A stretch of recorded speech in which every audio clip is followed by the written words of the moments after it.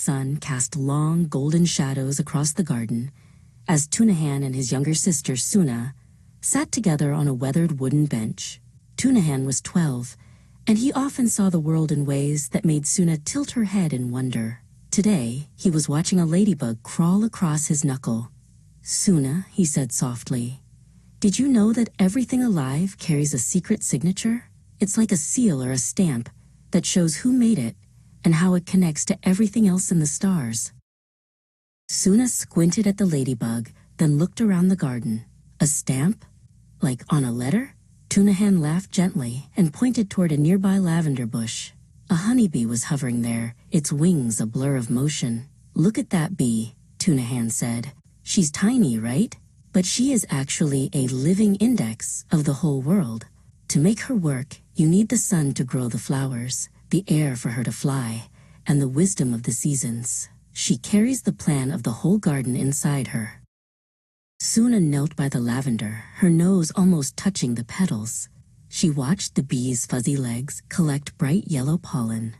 She thought about how the bee knew exactly where to go and what to do. It was as if the bee wasn't just a bug, but a tiny piece of a much larger machine that spanned the entire earth.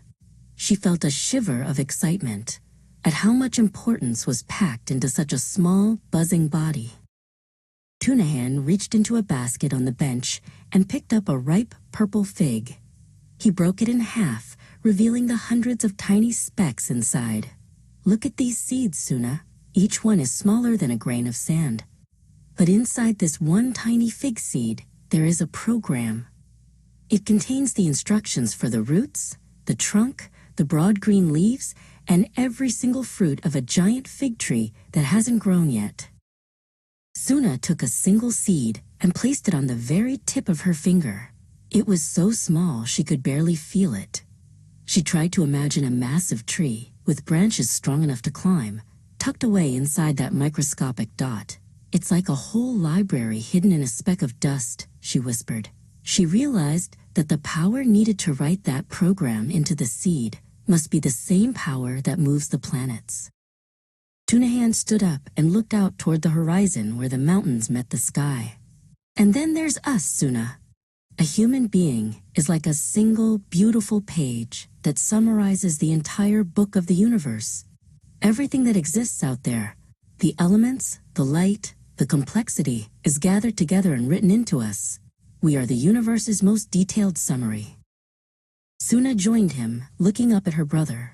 Tunahan tapped his forehead. "Think about your memory," he said.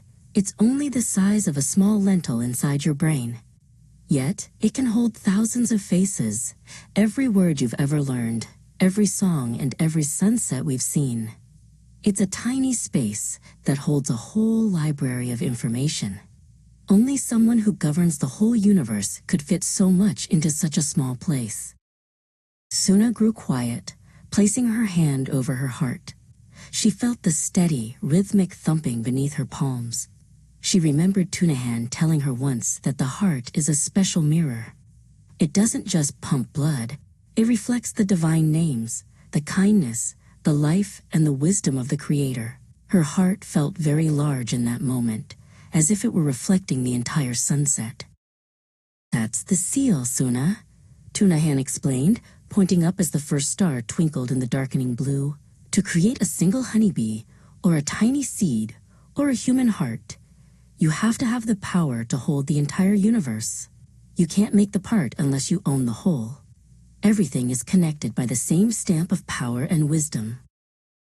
As the stars began to fill the sky, the two siblings started walking back toward their warm, glowing house. Suna felt different than she had an hour ago. She looked at her hands, then at the trees, and then at the vast sky above. Everything felt like a beautifully written word. "The world is much bigger than I thought," she said. "And much smaller, too." Tunahan smiled, knowing she finally saw the seal. As the stars began to fill the sky, the two siblings started walking back toward their warm, glowing house.